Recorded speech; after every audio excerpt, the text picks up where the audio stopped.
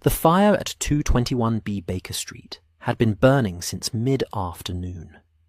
It had started, as good fires do, with a single decisive act.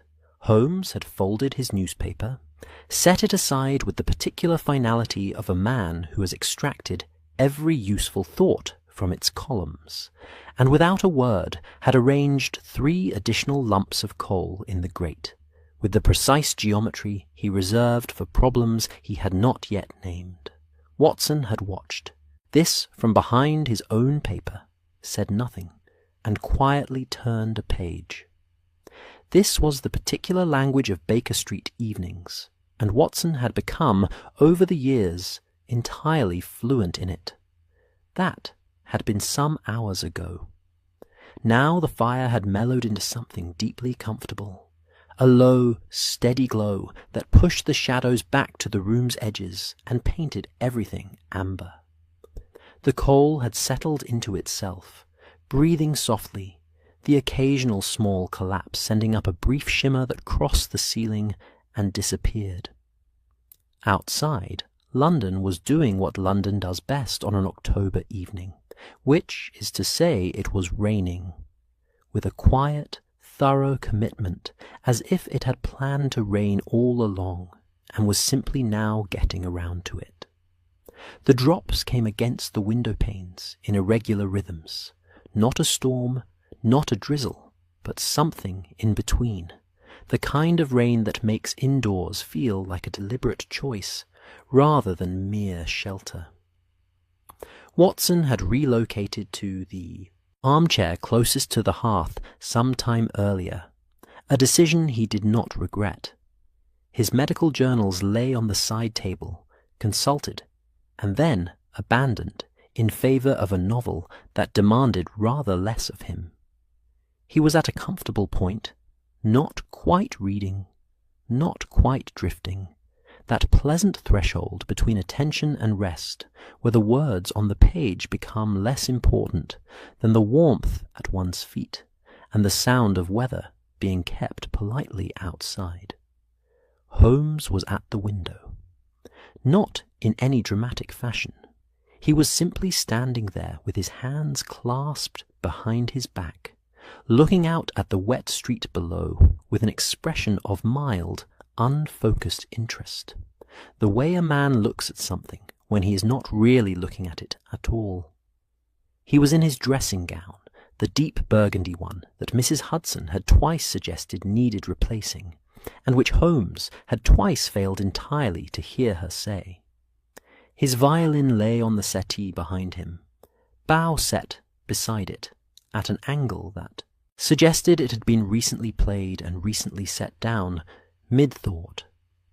The room smelled of coal smoke and the last of the afternoon's tea, and something faintly resinous from the violin's strings, a warm, inhabited smell that Watson had long since stopped noticing except on evenings like this one, when the rain made everything inside feel particularly concentrated and particular. Mrs. Hudson had brought up the tea tray at 4:30. It had been a generous tray, pot and cosy, 2 cups, a small plate of plain biscuits, a dish of butter that had gone slightly soft beside the fire, and a rack of toast that had arrived perfectly and was now rather less so, having sat for the better part of an hour. Watson had eaten 2 pieces anyway. Holmes had eaten nothing, which was entirely characteristic, though Watson had long ago stopped cataloguing this as a concern, and now registered it simply as data. Holmes, in this particular state of quiet, standing at windows, eating nothing, was a Holmes in the early stages of something. Not a problem, not yet a case. A question that hadn't fully introduced itself. Watson turned another page and listened to the rain. It was, he thought, one of the more underappreciated qualities of their shared life at Baker Street, these evenings, where nothing happened. He had written enough of their adventures to know that the extraordinary ones made for better reading, and he was not ungrateful for them.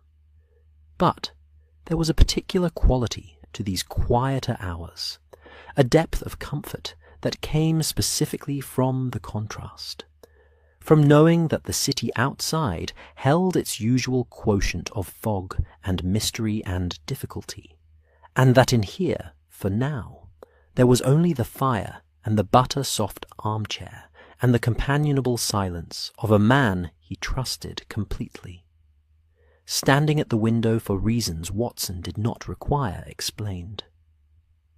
The clock on the mantelpiece marked the half-hour, 7:30 then. Holmes turned from the window.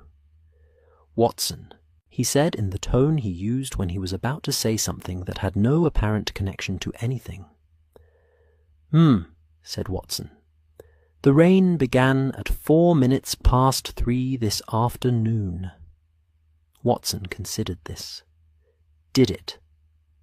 "It will not stop before midnight." Holmes crossed to the settee, regarded his violin for a moment, and then did not pick it up.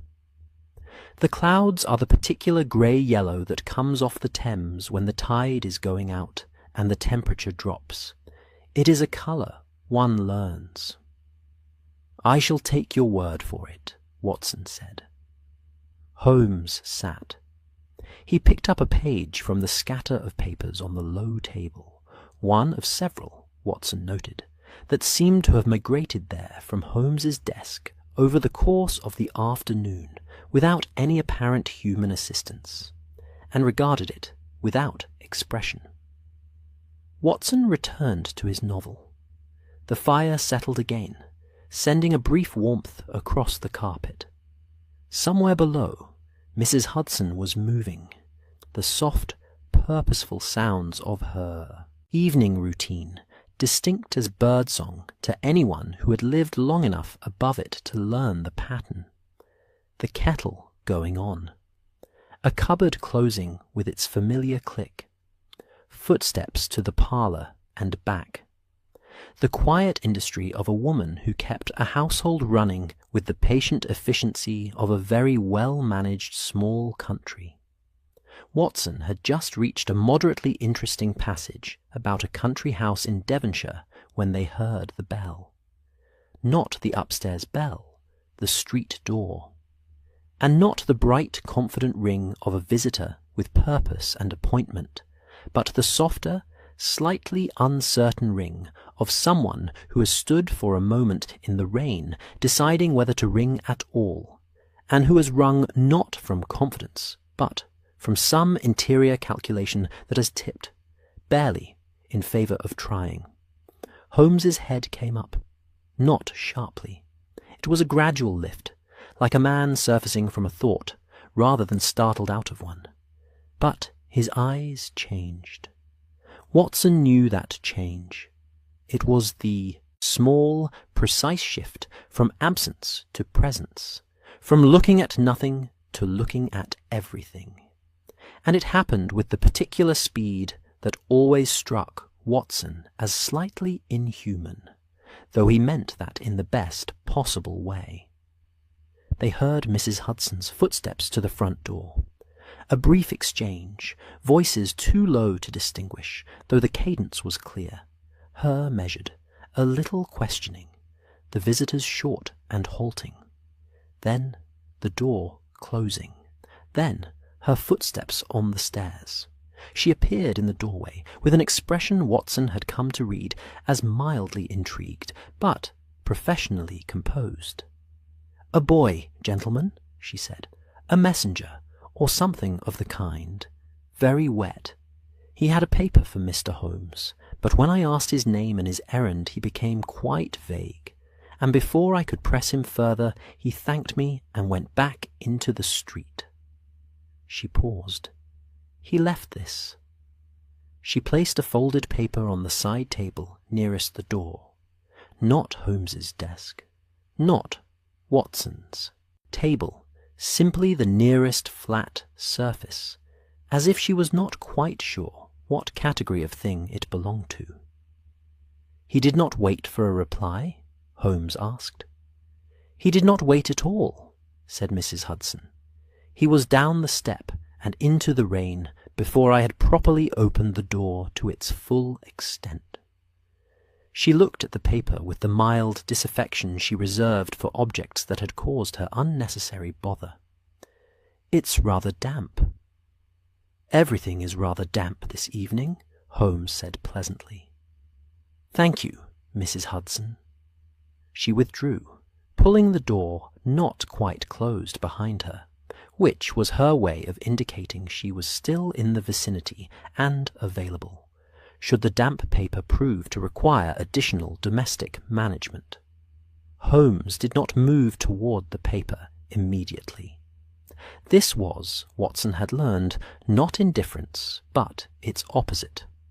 A form of consideration, the deliberate pause before examination, the practiced patience of a man who believes that first impressions are most valuable when one approaches them without urgency. He sat for a moment with his hands steepled in front of his face in that way he had. The tips of his fingers pressed lightly together, looking at the paper from across the room with the attentive stillness of a naturalist who has spotted something interesting in the undergrowth and is taking a moment before approaching, lest it take fright. Watson said nothing. He turned a page he hadn't read. Then Holmes rose, crossed the room in a few unhurried strides, and picked up the paper. It was, Watson could see from where he sat, a single sheet, or rather, a portion of a sheet.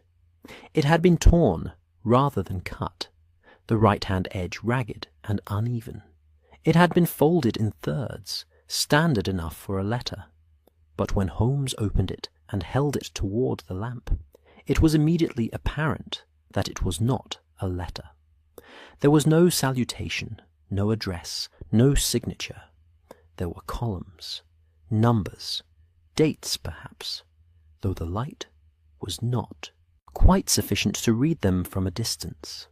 An account page, then, or a portion of one. Holmes held it for a long moment.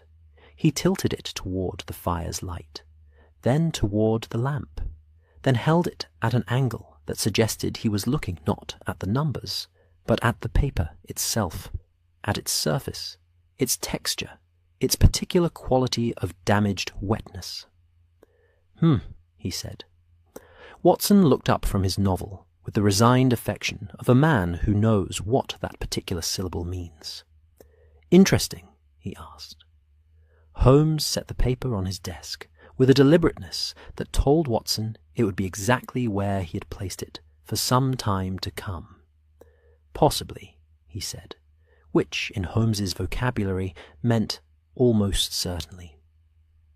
He returned to the settee. He picked up his violin after all.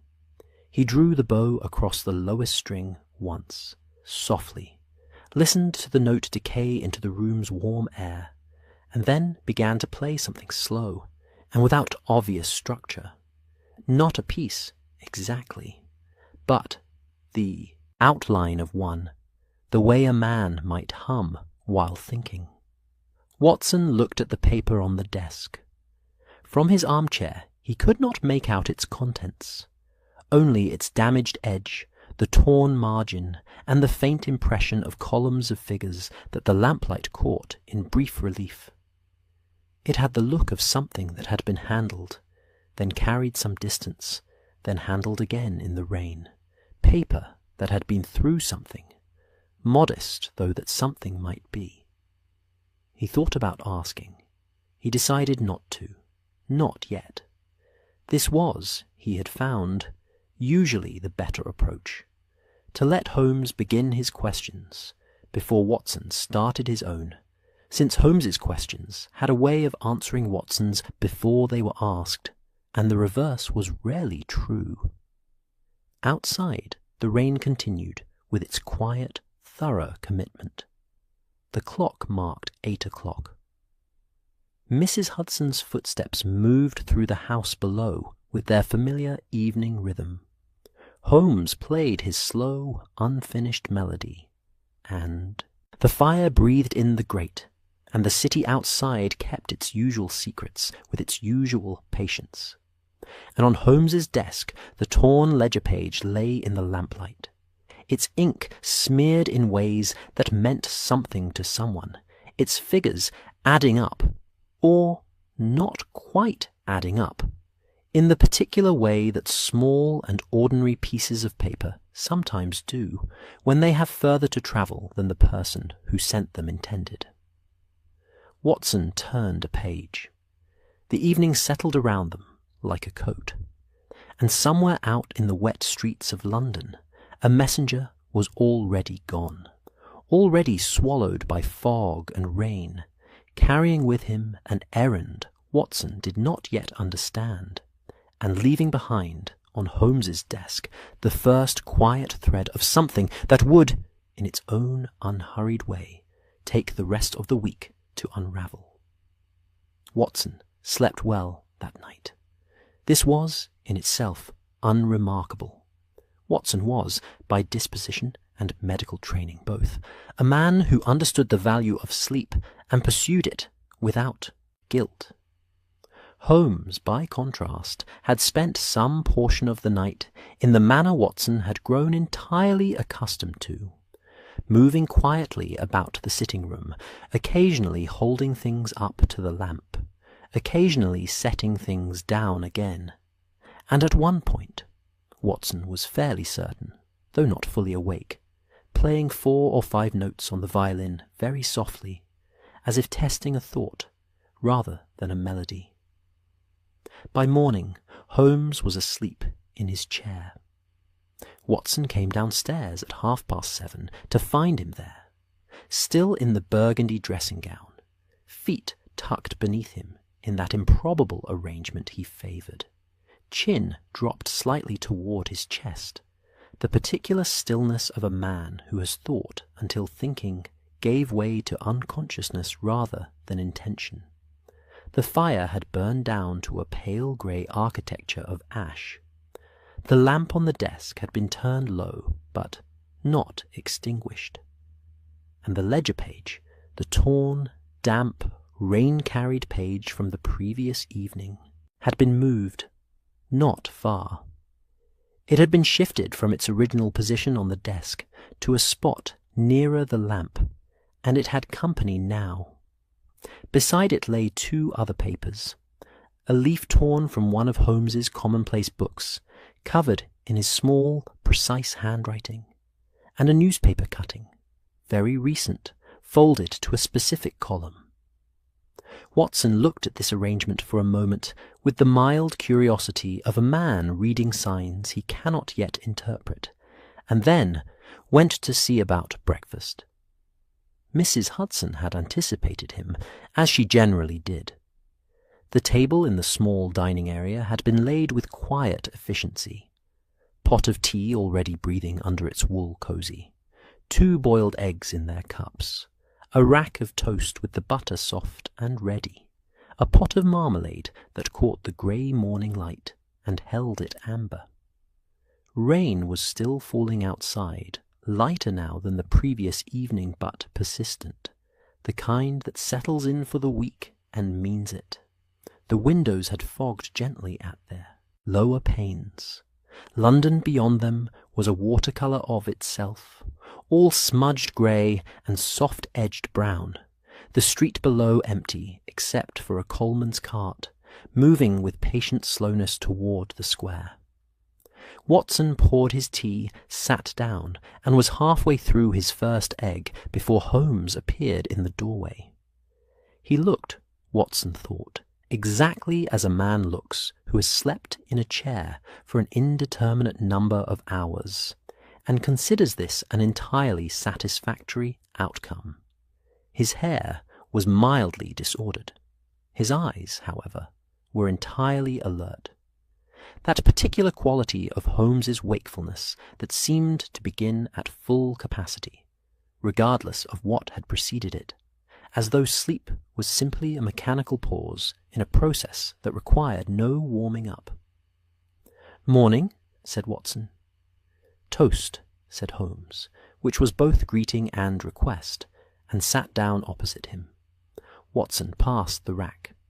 Holmes took a piece, regarded it briefly as if it might contain information, and then ate it with the focused efficiency of a man fueling himself for something specific. "You were up late," Watson observed. "I was up early," Holmes corrected pleasantly.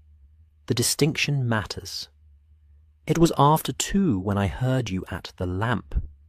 Then I was up late and early, both, which is simply called being awake, and is not worthy of medical concern." He reached for the teapot. "The paper is interesting, Watson." Watson looked up. "The ledger page?" Holmes poured his tea and held the cup with both hands, looking at the window rather than at Watson, in the way he sometimes looked at things when he was seeing something else entirely. "Not the numbers. The numbers are almost beside the point at the moment. It is the paper itself that merits attention." "In what way?" Holmes set down his cup. He had the expression he wore when deciding how much to explain. Not secretiveness, Watson had long understood, but precision. Holmes disliked explaining a thing before he was certain of it, because an uncertain explanation introduced the possibility of revision, and revision required he spend time correcting an impression he had created himself, which he found inefficient. "Later," he said, "after I have seen something more." Watson accepted this without argument, as he had learned to do, and finished his egg. The marmalade was very good, bitter orange with a good set, the kind Mrs. Hudson bought from a particular shop in Crawford Street that Holmes had once, during a case involving a Covent Garden greengrocer, correctly identified as the source of a specific variety of Seville peel, to the considerable bewilderment of the investigating constable present. Watson had thought about that moment occasionally since.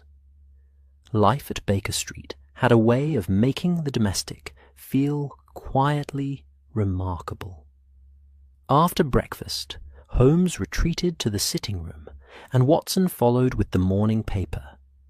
It was an ordinary enough paper, shipping news, parliamentary business, a letter to the editor about the state of Marylebone's guttering, 2 small items about property transactions in the city.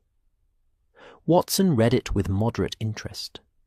Holmes had his own copy, which he had already received before Watson came downstairs, and which he had apparently read with his usual comprehensive speed, since it was already folded in thirds and set aside with the particular finality Watson recognized from the previous evening. It was around 9:30 that Watson made his mistake. He had been, he would maintain afterward, entirely well-intentioned. Holmes's desk had been in a state of moderate disorder. Not unusual, not alarming, but the kind of productive accumulation that Watson's medical orderliness occasionally found difficult to look at without mild distress. The ledger page, the notebook leaf, the newspaper cutting, and now a second cutting that had appeared from somewhere. All of it spread across the desk surface in an arrangement that looked, to Watson's eye, entirely random. He thought he would be helpful. He was straightening the papers, simply squaring their edges, aligning the cuts with the cuts, the page with the page, when Holmes's voice came from the armchair with a calm, complete authority. "Watson, please don't."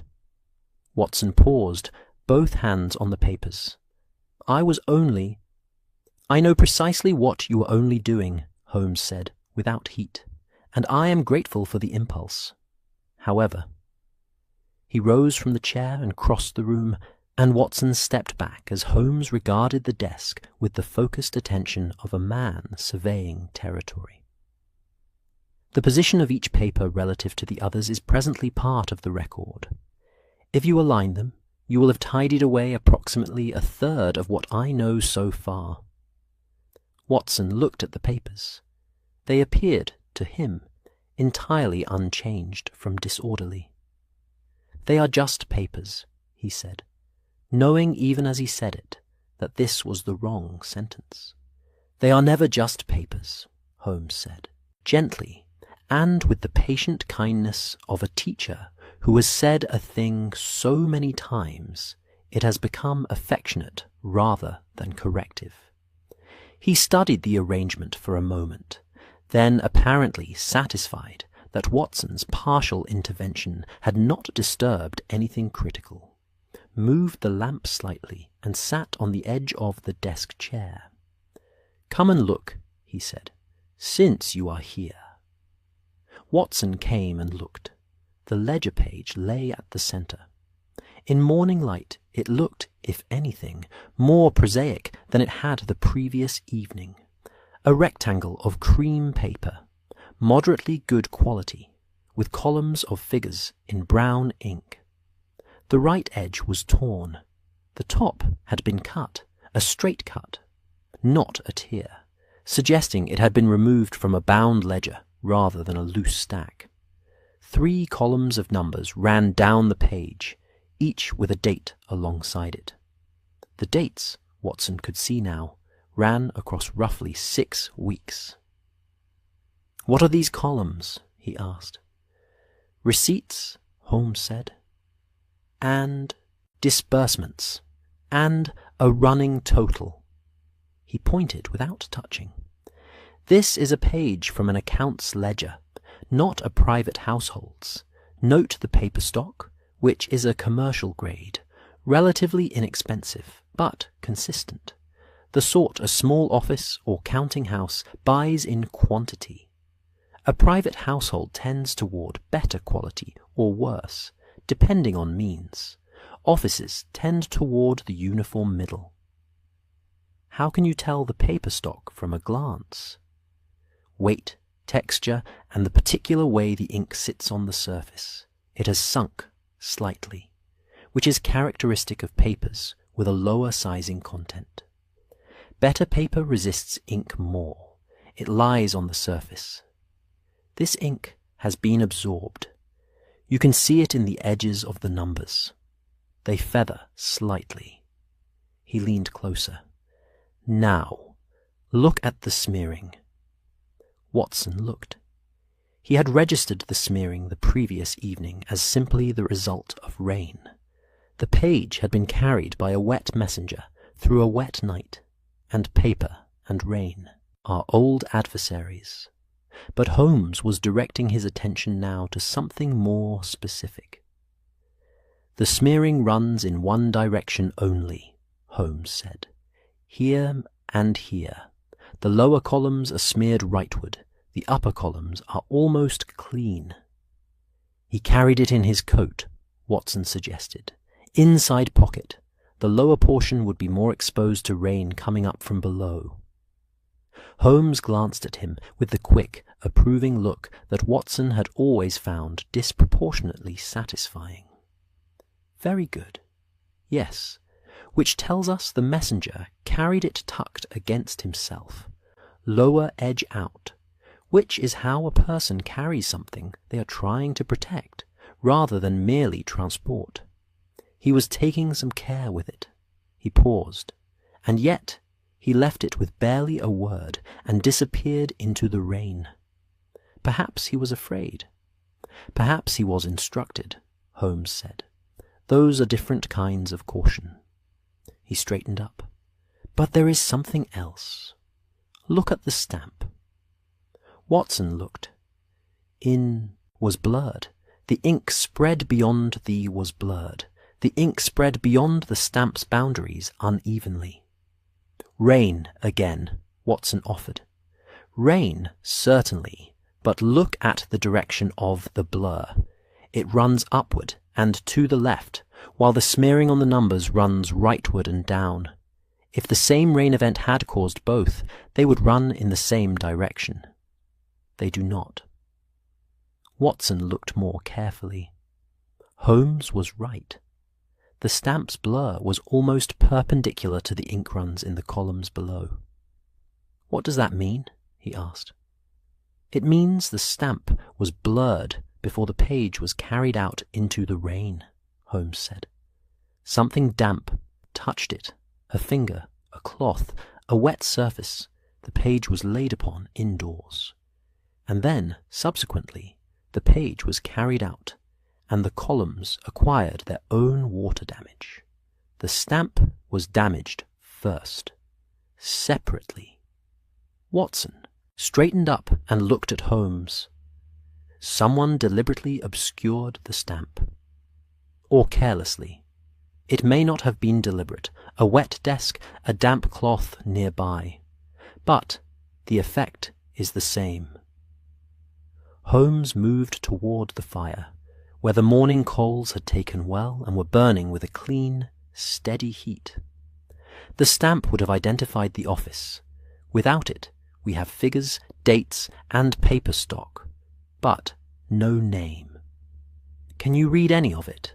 Watson asked, looking at the blurred mark. "Fragments." Holmes took up his pipe from the mantelpiece, turned it in his hands without filling it. 2 letters, possibly 3, towards the right edge of the stamp where the blur thins. What appears to be a capital R and something after it, possibly an ampersand, possibly a capital A. He set the pipe down.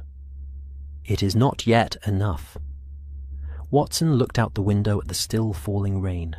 Below, the street had acquired a thin shine, the wet cobbles reflecting the grey sky back up at itself. A woman with a red umbrella passed quickly, and a delivery boy on a bicycle swerved around a puddle with more confidence than technique. "So we wait," Watson said.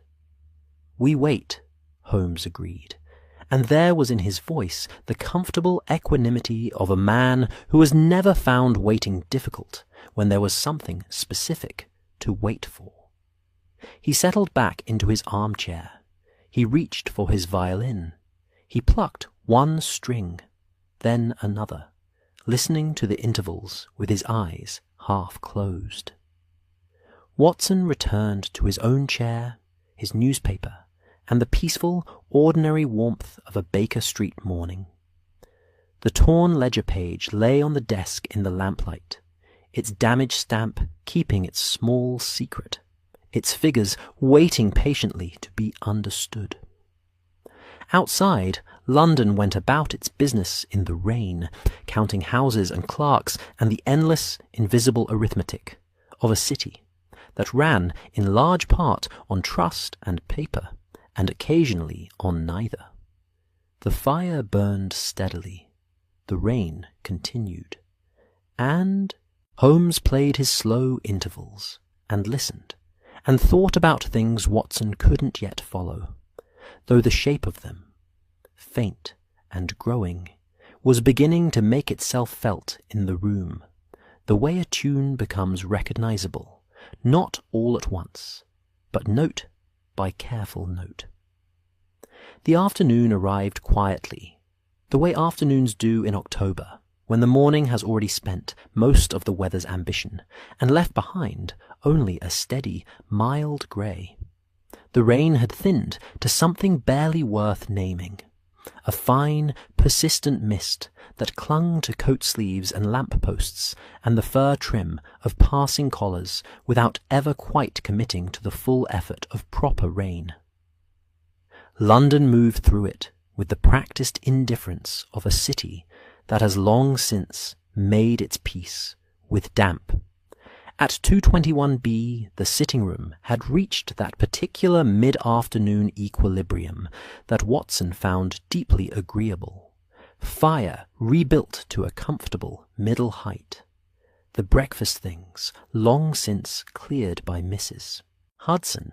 Fresh coals laid, the room smelling of coal smoke, and the faint cedar of Holmes's pipe tobacco, and the wool of the hearthrug drying very slightly from the morning's chill.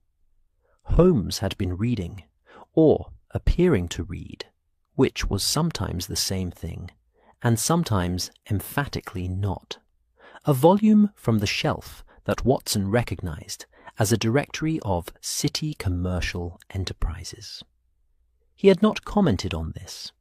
He had made fresh tea, settled in his armchair with his medical journal, and allowed the afternoon to arrange itself. It was at 20 minutes past 2 that the bell rang the first time. Mrs. Hudson's footsteps, the door. A brief exchange in the hall below, then the familiar measured ascent of her tread on the stairs. "A Miss Clements Holt, gentlemen," she said, appearing in the doorway with her customary composed expression. "She says she has no appointment, but wonders if Mr. Holmes might spare a moment. She seems quite—" Mrs. Hudson paused in the way she paused, when selecting her word carefully. Thoughtful. Holmes set down his directory. "Please show her up, Mrs. Hudson." The woman who entered was perhaps 40, neatly dressed in a dark wool coat that had been recently brushed, a small hat pinned at a careful angle. She carried a cloth bag, the practical, capacious kind, and she moved with the quiet purposefulness of someone accustomed to managing their own errands and their own time. She was not distressed.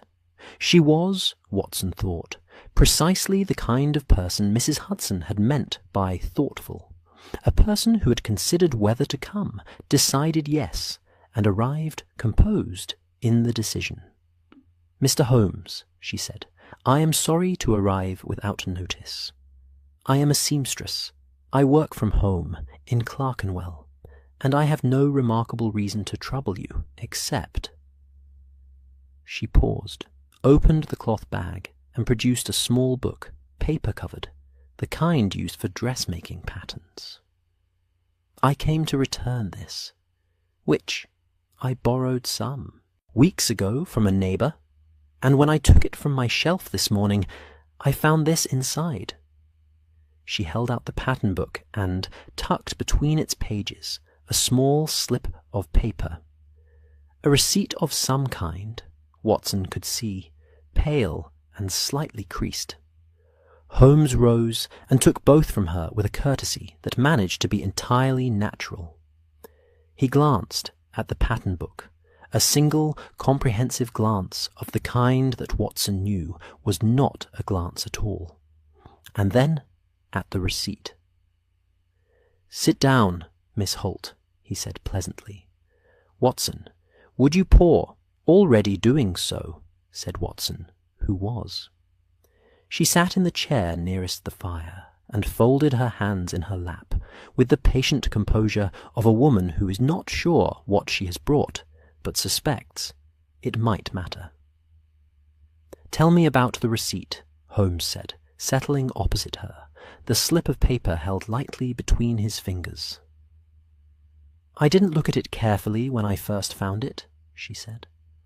"I thought it was simply a piece of paper used as a bookmark. My neighbour is practical in that way. But then I saw the figures, and they seemed—" She paused again, choosing carefully. "Not quite right, for what they were meant to represent." "In what way not quite right?" "The total is wrong," she said simply and without drama. "I keep my own household accounts, Mr. Holmes. I always have. And the figures on that receipt add to something different from what is written at the bottom as the total. Not by much. A few pence. But wrong." She looked at him steadily. "My neighbour pays her household accounts through a counting house in the city. Many women in our street do. It is arranged through the landlord's agent. I thought perhaps it was an error. But I thought perhaps someone ought to see it." Holmes looked at the receipt for a long moment. He turned it over. He held it toward the window's grey light. "You did quite right to come," he said. There was in his voice the particular quality of settled calm that Watson recognized as Holmes being very interested, and working carefully not to communicate exactly how much. "May I keep this for the time being?" "Please," she said. She stayed perhaps 10 minutes more, long enough for her tea, which she drank with evident appreciation, and for Holmes to ask a few questions so gently framed they were barely recognizable as questions. About the counting-house, about the arrangement through the landlord's agent, about whether her neighbour had mentioned any discrepancies herself. Miss Holt answered everything thoughtfully, apologized again for arriving without appointment, thanked Mrs. Hudson on her way out for the tea, and left with the quiet dignity with which she had arrived. Holmes stood at the desk and laid the receipt beside the ledger page. Watson came to look. Even to his eye, the paper stock was similar, not identical, but of the same family.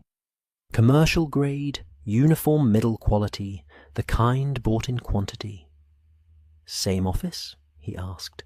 "Same supplier, certainly," Holmes said. "Possibly the same office." He looked at the receipt's figures for a moment. "The total is wrong, as she said. 4pence low on the true sum. An insignificant error, if it is an error." "Is it?" Holmes said nothing. He went back to his chair. He picked up the city directory again and turned pages with quiet deliberation. Watson returned to his armchair, to his journal, to the fire's steady warmth. The rain beyond the windows continued its mild persistence. Coal smoke and cedar, and the faint ghost of Miss Holt's practical wool coat. At 4 o'clock, the bell rang again. This visitor was a different kind entirely. An older man, 70 perhaps, with the upright bearing of a former schoolmaster, and the careful, slightly formal manner that Watson associated with people who have spent long years in front of rooms full of young people, and have internalized the permanent dignity this requires. He gave his name as Mr. Aubrey Fenn. He said he had come on a matter that was probably nothing, and he sat in the offered chair with a small leather-bound notebook on his knee that he touched occasionally, as if reassuring himself it was still there.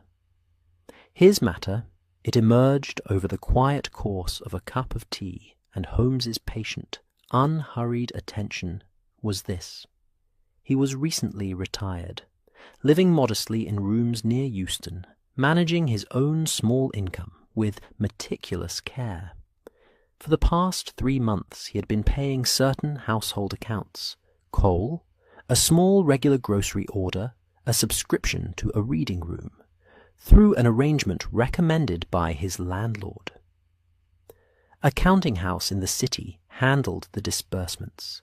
He had kept his own parallel record, as was his habit, and last week he had compared his record to the receipts returned to him by the counting house. "They do not match," he said, with the composed precision of a man who checks his own arithmetic twice before speaking. "Across 3 months, the discrepancy amounts to—" He opened the notebook, found the page with the ease of long familiarity. 1 shilling and 4pence, various small amounts, never more than 6pence in a single transaction. He looked at Holmes. "I have accounted for every other possibility, Mr. Holmes. I was a mathematics teacher for 31 years. I do not make errors of this kind." Holmes listened to all of this with his eyes half closed and his fingers pressed lightly together, the posture Watson privately called his cathedral, because it suggested something being constructed upward, brick by careful brick. "Your landlord," Holmes said, "the name of the counting house he recommended?" Mr. Fenn gave it. Holmes's expression did not change. "Thank you," he said pleasantly. "You have been very precise, which is exactly what is required. May I borrow your notebook briefly? not to keep. I will return it within the day, simply to compare your figures with certain other records I have before me." Mr. Fenn agreed, clearly relieved at being taken seriously rather than redirected toward his bank. He left a quarter of an hour later, somewhat lighter in bearing, told that his arithmetic was entirely correct, and his concern well-founded, and that he would hear from Holmes within 2 days. When the door closed the second time, Watson watched Holmes cross to the desk and lay the borrowed notebook open beside the ledger page and Miss Holt's receipt. He stood looking at the 3 documents. Watson came to stand beside him and looked also. The ledger page with its smeared stamp and its columns of figures. The receipt with its 4p discrepancy. The retired schoolmaster's meticulous parallel record with its accumulated shilling and 4p across 3 months. "Same counting house," Watson said. "The same," Holmes confirmed. "And the same clerk, do you think?" Holmes traced one finger in the air above the figures without touching them, following something Watson could not quite see, a pattern in the numbers, a recurring shape. "The rounding is consistent," he said quietly. "Never more than 6p. Always downward. The figures returned to clients are always slightly less than the true receipts. Across any single account, the loss is trivial, barely worth noticing." He paused. "But Miss Holt's neighbour pays through this counting house. Mr. Fenn pays through this counting house. The ledger page was sent here by a messenger from, we may presume, someone connected to this counting house." He looked at Watson. "How many households does a small city counting house serve?" Watson thought about it. "Dozens, perhaps, if they manage disbursements for several landlords." "Dozens," Holmes agreed, "at a few pence each, across several months." He straightened up. "It becomes, over time, a quite different kind of sum." Watson looked at the 3 papers lying together in the lamplight. 3 small, ordinary, domestic documents, the kind that pass through London. Households every week without a second glance. A ledger page, a receipt, a notebook entry. "Someone is skimming the accounts," he said. "Carefully, consistently, and for some time," Holmes said. "Yes." He reached for his pipe, filled it this time, and stood at the mantelpiece looking at the fire with the settled expression of a man who has found the shape of a thing and is now simply measuring its dimensions. Outside, the mist had thickened back toward evening rain. The lamps were beginning to come on along Baker Street, soft orange smears in the gathering damp. Mrs. Hudson's footsteps moved below with their even, reassuring rhythm. Watson looked at the papers. 3 small threads, each barely worth pulling. Together, they were beginning to look like something that had been woven with considerable care. Evening had settled over Baker Street, with the unhurried confidence of something that knew it was expected. The lamps along the street had been lit by the time Watson drew the curtains, not fully, only 3/4 of the way, leaving a narrow band of window visible at the top, through which the wet orange glow of the nearest lamp-post filtered into the room and added itself to the fire's amber. It was the kind of light that made a room feel like an illustration of itself. Everything slightly more defined than in daylight, shadows warmer, surfaces richer. The coals in the grate had been freshened and were burning with a clean, even heat. Watson had retrieved his novel from where he'd left it that morning, and had read perhaps 4 pages since, which was about the rate at which he generally progressed when Holmes was in the room doing something interesting and not explaining it. Holmes had been at his desk for the better part of an hour. He was not writing, or not primarily writing. He was arranging. The 3 documents from the day's events, ledger page, receipt, schoolmaster's notebook, had been joined by 2 further sheets from Holmes's own files, and he had been moving them in relation to one another with the quiet concentration of a man solving a spatial puzzle, as if the physical proximity of one paper to another might yield something the reading of each in isolation had not. Watson had watched this process with the fond, patient attention he brought to most of Holmes's desk work, interested enough to observe, wise enough not to comment. It was at 6:30 that the bell rang with the particular confident rhythm that Watson had, over years, come to associate with official business. Holmes heard it too. He looked up briefly, then back at his papers. "Lestrade," he said. Watson looked at him. "You can't possibly know that from a bell ring."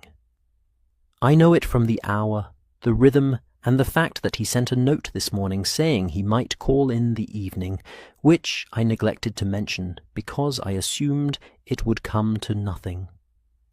Holmes capped his pen.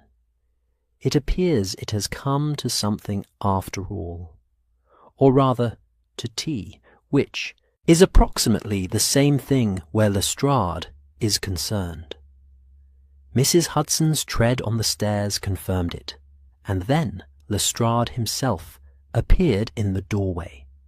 Inspector Lestrade of Scotland Yard, compact and dark-eyed, carrying his hat under one arm and an expression of mild professional satisfaction that Watson associated with a man who has tidied up something routine and feels entitled to a moderately comfortable evening as a result. His coat was very wet.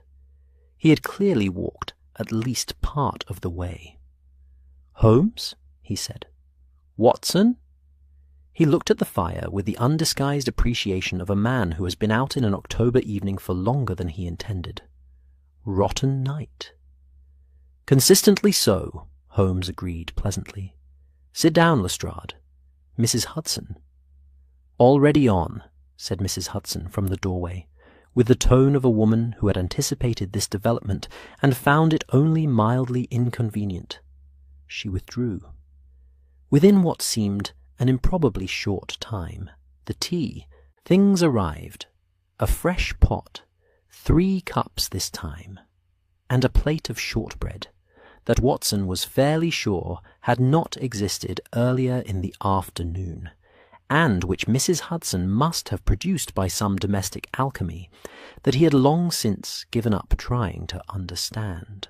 Lestrade settled into the chair across from Holmes, hung his damp hat on the arm, and accepted his tea with the straightforward gratitude of a man who has been cold and is now warm, and considers this a significant improvement in his circumstances.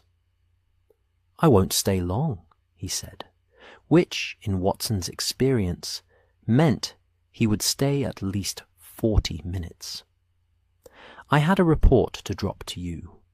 Nothing urgent, just a forgery matter over in Southwark that has your fingerprints on it, in the metaphorical sense. Fellow passing bank drafts with a specific kind of ink alteration method you identified in a case last February. Thought you'd want the closure." He produced a folded report from his inside coat pocket and set it on the table, beside the shortbread. Holmes picked it up, read it in the way he read things, quickly, completely, with the slight forward tilt of someone absorbing rather than scanning, and set it down again. "Yes," he said, "the altered drafts. I expected this outcome. How was the ink alteration identified?" "Chemical test, as you suggested at the time." Lestrade said this with the particular tone of a man giving credit that costs him relatively little and knowing it. "The examiner you recommended The one in Holborn. He's reliable, Holmes said. He's expensive, Lestrade said. The two are not mutually exclusive, Holmes said pleasantly, and in examinations of this kind, the former is considerably more important than the latter. Lestrade made the expression that Watson thought of as his agreeing while not entirely agreeing face, and reached for the shortbread. The conversation drifted, as conversations at 221B tended to drift when Lestrade was present, through several unremarkable cases from the Yard's recent books, a development in the reorganization of a particular division that Lestrade found irritating and described at moderate length, a question about a monograph Holmes had supposedly been writing for the past several months on the analysis of typewriter typefaces, which Holmes deflected with the ease of long practice. Watson contributed occasionally, mostly to keep the conversational flow from stalling, and ate 2 pieces of shortbread. It was during a natural pause, Lestrade refilling his cup, Watson leaning forward to shift a coal that had listed slightly in the grate, that Holmes said, with the elaborate casualness of a man noting something of no particular importance. Have you had anything come through the Yard recently about city counting houses, account management firms, that kind of thing? Lestrade looked up from his tea. Counting houses? Not as such. There was a minor thing about a company changing staff, came in as background on a different matter. Why? Idle curiosity, Holmes said. I had occasion to look at some account figures today, and it made me think about the clerking trade. It is a considerable industry when one looks at it. Thousands of households in London managing their domestic accounts through small commercial intermediaries. This was, Watson reflected, an entirely true statement, delivered in a tone that contained not a single detectable trace of its actual relevance, and he found himself briefly and privately impressed. Lestrade settled back. There was something, he said, with the slight rhetorical loosening of a man who has been offered a conversational invitation and is deciding whether to walk through it.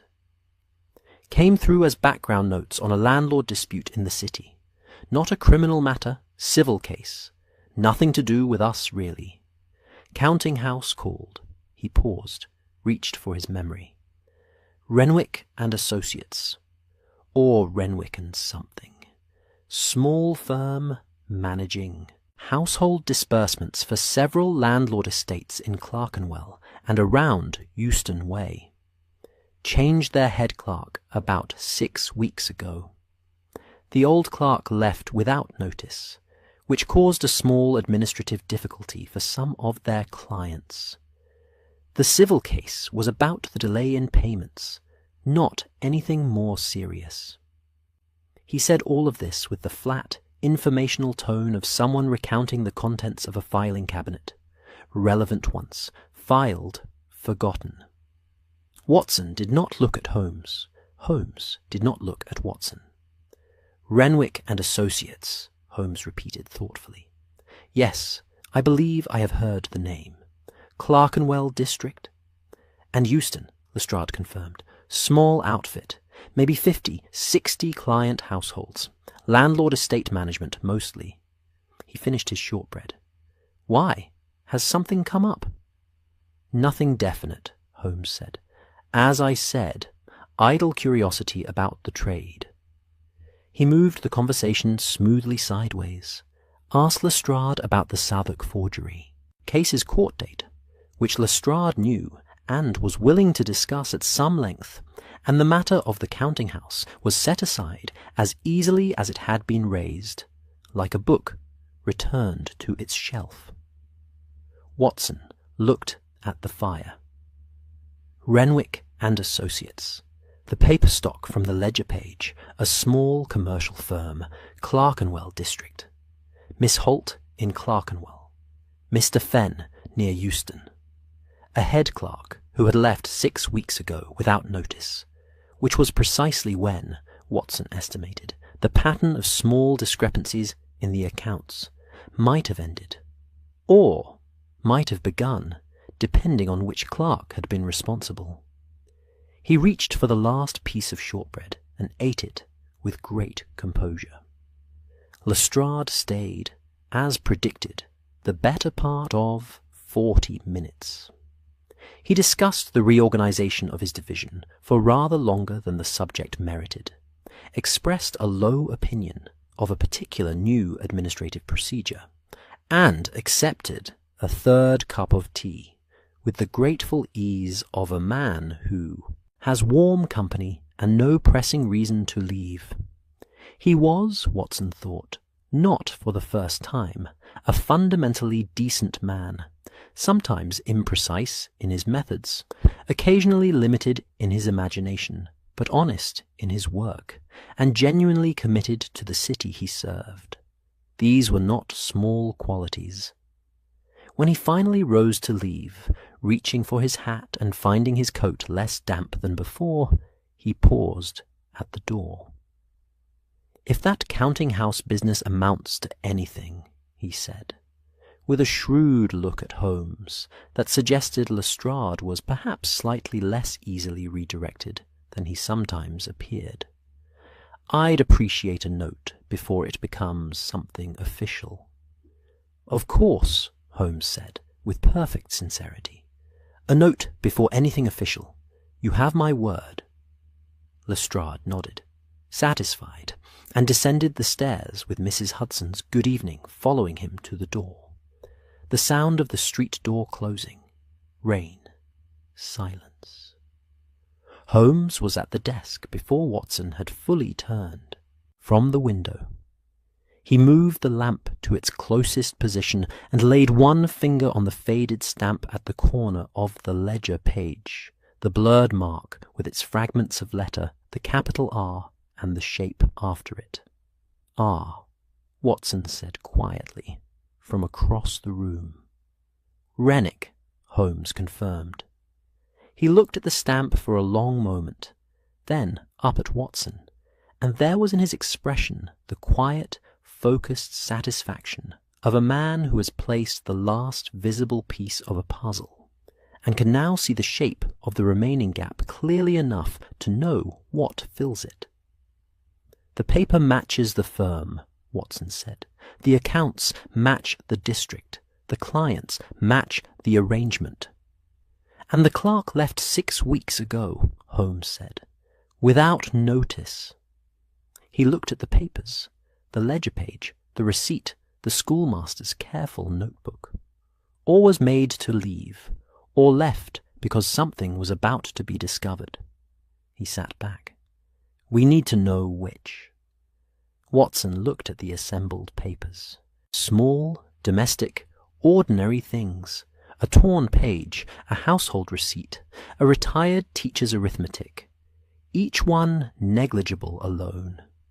Together, in Holmes's lamplight, they outlined something that had been conducted quietly and carefully across dozens of households for months, invisible in its smallness, significant only in its accumulation. "What do you do now?" Watson asked. Holmes picked up his violin. "Now," he said, "we wait for Mycroft." Watson looked at him. "Does Mycroft know something?" "Mycroft always knows something," Holmes said. "The question is whether he has decided it is worth mentioning." He drew the bow across the strings, a slow, even note that filled the room and settled into the fire's quiet warmth. "I sent him a note this afternoon. We shall see what he considers important enough to send back." Outside, the rain continued. London kept its accounts, its secrets, its 10,000 small transactions conducted daily on trust and paper. And at 2:21 the lamp burned steadily over 5 documents that were beginning, at last, to tell a single story. The note from Mycroft arrived the following morning. not early. Mycroft was not, by nature or by habit, an early correspondent.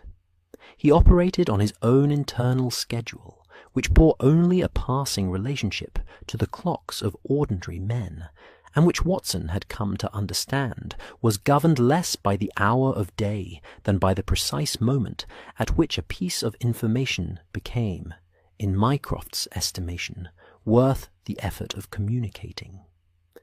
This moment arrived, apparently, at 23 minutes past 10, because that was when the private messenger knocked at the street door and Mrs. Hudson brought the envelope upstairs with the particular expression she reserved for Mycroft's communications, a mixture of respect and mild unease, as if the envelopes themselves carried an atmosphere of consequence.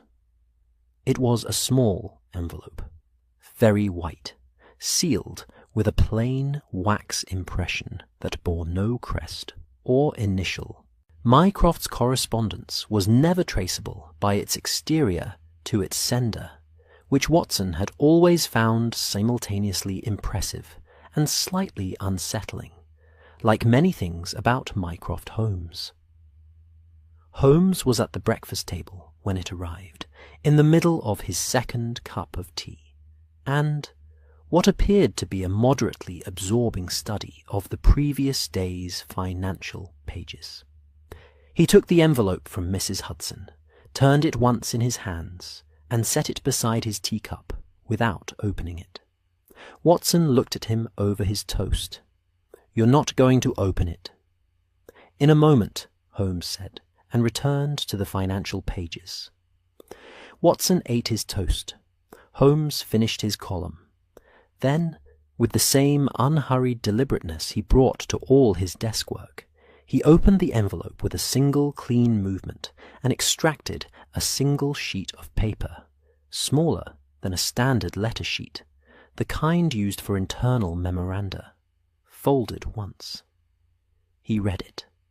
His expression did not change in any dramatic way, but Watson, who had spent enough years watching Holmes read things to develop a reasonable literacy in his micro-expressions, caught the slight stilling of the eyes that meant the text had confirmed something rather than introduced something new. Holmes set the memo flat on the table beside the teacup. "Well," he said. Watson waited. "Mycroft describes it as unimportant," Holmes said. "He has underlined the word, which is his way of indicating it is anything but." He slid the memo across the table. Watson picked it up. It was brief, 4 sentences, written in a small, extremely precise hand that managed to be both efficient and somehow authoritative. The handwriting of a man who considers every word a resource to be allocated carefully. The content was this: a government supply account managed through a contracted civilian firm for the disbursement of small household allowances to retired civil servants in the Clerkenwell and Euston districts, had flagged an arithmetic anomaly in its quarterly review. The anomaly had been identified as minor rounding discrepancies across multiple accounts. It had been resolved internally. The contracted firm was Renwick and Associates. Watson read it twice. "Resolved internally," he said.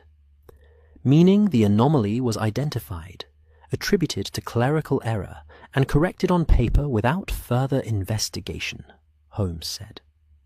Which is what happens when a discrepancy is small enough to be embarrassing, but not large enough to be criminal, in the estimation of the person reviewing it. But it was the same firm. The same firm, the same pattern, and now a third category of client, government supply accounts, which Mycroft's department oversees at several removes. Holmes took the memo back, looked at it once more, and then rose from the table and carried it to the sitting-room desk. Watson followed, bringing his second cup of tea. The desk, by now, had acquired the character of a carefully tended garden, everything placed with intention, each document in clear relation to the others. Holmes laid Mycroft's memo at the top of the arrangement and stood back to look at the whole. Ledger page, Miss Holt's receipt, Mr. Fenn's notebook figures, Mycroft's memo, 4 documents, 1 firm, 1 pattern. Holmes stood at the desk for a long moment without speaking. Watson settled in his armchair, cup in hand, and waited with the patience of a man who has learned that this particular silence is productive and should not be interrupted. Outside, the morning had arrived in better spirits than the previous 2 days. The rain had paused overnight, and the sky was a pale, washed grey that let through a diffuse, gentle light. Baker Street below was busier than it had been, the wet pavements reflecting the movement of boots and wheels and umbrellas still carried as a precaution.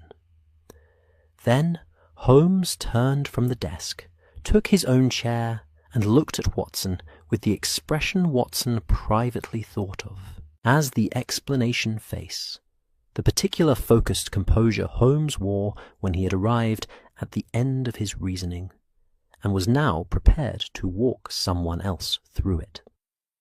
"Tell me," Watson said simply. Holmes pressed his fingers together. "A clerk," he said, "at Renwick and Associates, a small city counting house, managing household disbursements for several landlord estates. And, it now appears, at least one government supply account has been, for some period of months, adjusting account figures downward by very small amounts, never more than 6pence in a single transaction. Across any individual client account, the loss across a month amounts to perhaps a shilling, perhaps 2. Trivial. The kind of figure that falls within the natural tolerance of household accounting. Most people do not check their disbursement receipts against their own parallel records with the precision of a retired mathematics teacher. But accumulated across 60 households, Watson said. Across 60 households, over 6 months, at an average discrepancy of 1 shilling per household per month, Holmes said, you have 30 shillings per month, £18 across 6 months. Watson was quiet for a moment. £18 was not a fortune, but for a clerk's wages it was a considerable supplement, perhaps a third of an annual salary, gathered invisibly, a few pence at a time from people who would never notice any single transaction. "And the government accounts," he said. "Add those, and the figure climbs further. Mycroft's memo indicates the anomaly in the supply accounts alone amounted to," Holmes glanced at the memo, "4 shillings and 9pence over a quarter. Multiply that across however many similar accounts exist within that supply arrangement, and the quarterly total becomes significant." Watson looked at the papers. How was it done mechanically? The false totals on the receipts. How does a clerk produce them without the firm's records? Showing the correct figures? Holmes nodded. The nod of a man who has been waiting for precisely this question. This is the elegant part of it, and the part that required the ledger page to understand properly. The clerk does not alter the firm's master ledger. That would be immediately detectable at any audit. Instead, he generates the client receipts himself, as clerks in such firms routinely do, since the senior partners rarely review individual small account receipts. He enters the correct figures in the master ledger, because those figures balance with the incoming payments from the landlord estates and supply accounts. But on the receipt he sends to the client, he writes a slightly lower total. Holmes paused. The difference between the correct figure and the lower figure goes somewhere, most probably into a second set of petty records maintained by the clerk alone, or simply pocketed directly in cases where the disbursement was made in coin rather than draft. Watson thought about this. So the firm's own books are clean. The firm's own books are entirely clean. The fraud exists only in the gap between the master ledger and the client receipts. And since most clients never compare the two, the gap is invisible. Holmes looked at the torn ledger page.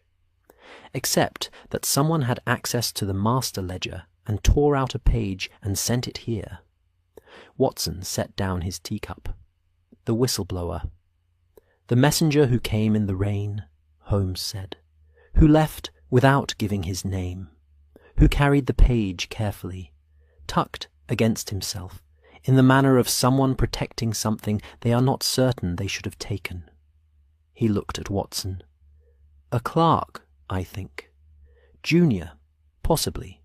Someone who works, or worked, within the firm, and had access to the master records. Someone who discovered what was happening, and did not know what to do with the knowledge.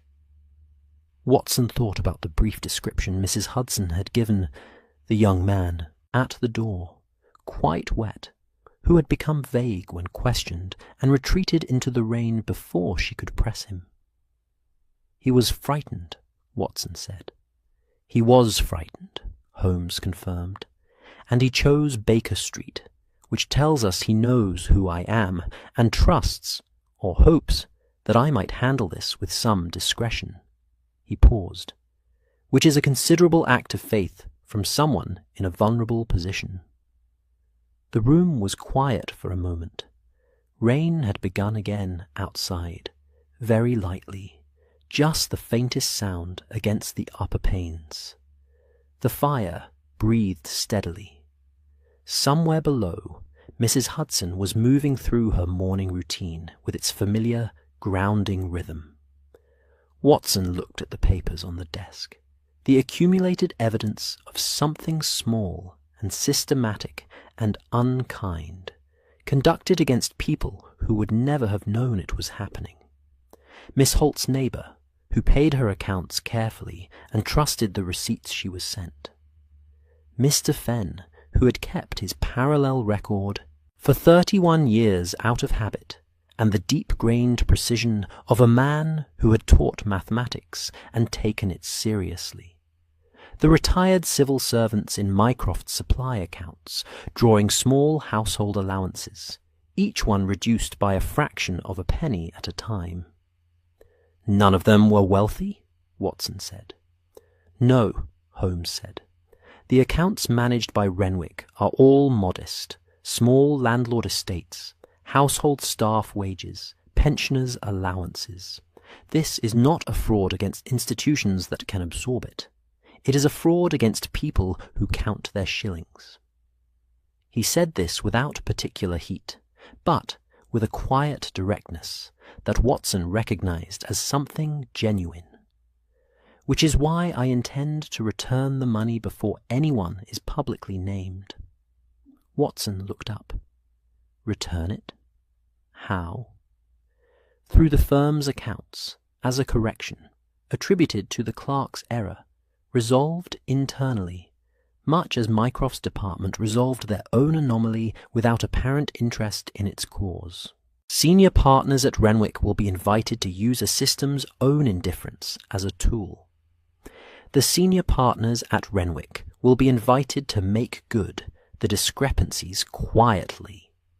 They will do so because the alternative is a public investigation that examines their oversight, and no counting house survives that kind of examination with its reputation intact. And the clerk who did it? Holmes was quiet for a moment. That, he said, depends somewhat on the clerk who sent us the ledger page. He rose from his chair, moved to the window, and looked out at the rain-brightened street below. There are two clerks in this story, Watson, one who took the money, and one who found out, and was frightened enough to send a torn page through the rain to a stranger's door rather than go to the police. He turned back. The second one has already shown considerable courage. I think he deserves the chance to tell me why." Watson nodded slowly. On the desk, the 4 documents lay in their careful arrangement: a small ledger page, a household receipt, a schoolmaster's notebook, a government memo. Ordinary papers, the kind that pass through London every day in their thousands, handled and filed and forgotten. These ones had found their way to Baker Street and had been read at last properly. The fire settled. The clock moved toward noon. Holmes reached for his violin. The message went out that same afternoon. Holmes wrote it himself.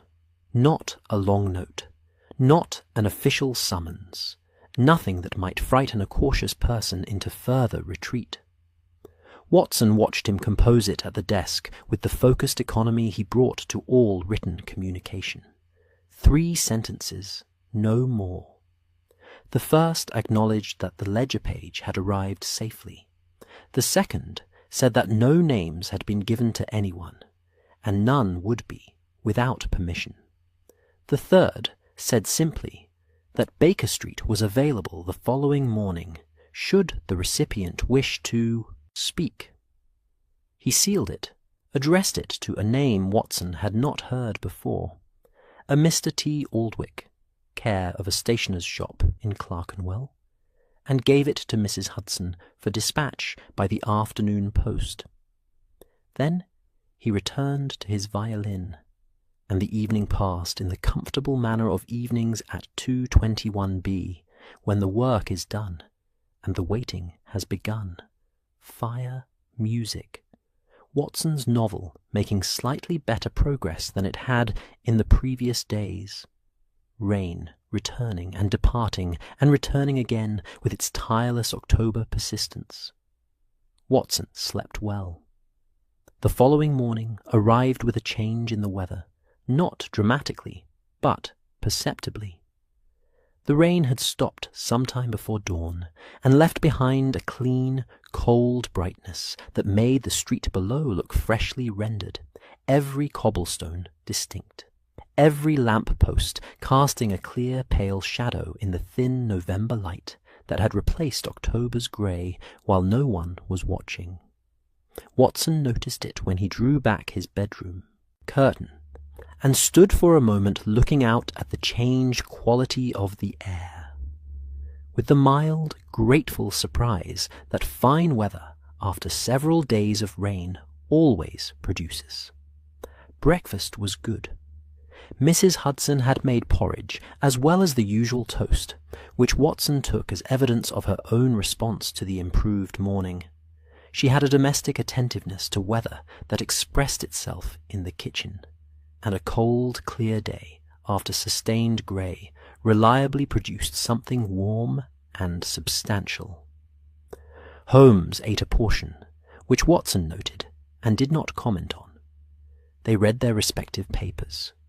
The fire was bright, and the room was warm, and the morning had the particular quality of a day that intends to be useful. At 20 minutes past 10, the bell rang, not the confident ring of official business, not the purposeful ring of a client with an appointment. A tentative ring, pressed once, briefly, as if the person had decided to ring, and immediately wondered if they should have. Holmes set down his paper. Watson did not look up from his, which was a deliberate and considered act of normalcy. There was, he had found, a specific kind of person for whom the sight of a room full of attentive eyes could be the final discouragement, and he suspected the person now ascending Mrs. Hudson's stairs was exactly that kind. Mrs. Hudson appeared with a young man behind her. He was perhaps 24 or 25, slight in build, with the careful, slightly formal dress of a junior clerk, dark coat, clean collar, boots that had been polished recently and walked through puddles since. His hair was neat. His face was not, or rather, it was the face of someone who had slept poorly for several nights in succession, and had done his best to compensate with soap and a comb, and had not fully succeeded. He had brown eyes that moved quickly around the room, taking inventory, registering the fire and the desk, and Holmes in his armchair, and Watson behind his paper, and arriving at no visible conclusion about whether any of this was safe. He held his hat in both hands. "Mr. Aldwych," Holmes said, with a warmth in his voice that Watson recognized as entirely deliberate and entirely genuine at the same time, the particular quality Holmes produced when he wanted someone frightened to feel less so. "Come in. Sit down. Watson, would you—" "All ready," said Watson, who was at the tea-things, before Holmes finished the sentence. The young man, Aldwych, sat in the offered chair with the careful posture of someone trying to take up as little space as possible.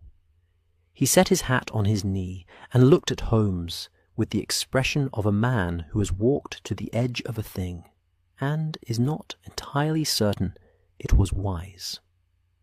"You received my note," Holmes said. It was not a question. It was simply an acknowledgment, a small, gentle confirmation that the path here had been deliberately laid, and that walking it had not been a mistake. "Yes, sir," Aldwych said.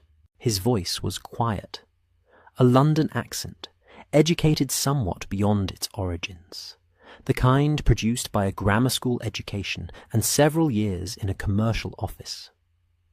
"And you came," Holmes said, which took more courage than you perhaps realize. Aldwych looked at him. Something in his posture shifted, not dramatically, but measurably. A small release, as if a knot had been eased one turn. Watson brought the tea. 3 cups, the good biscuits, the fire bright behind him.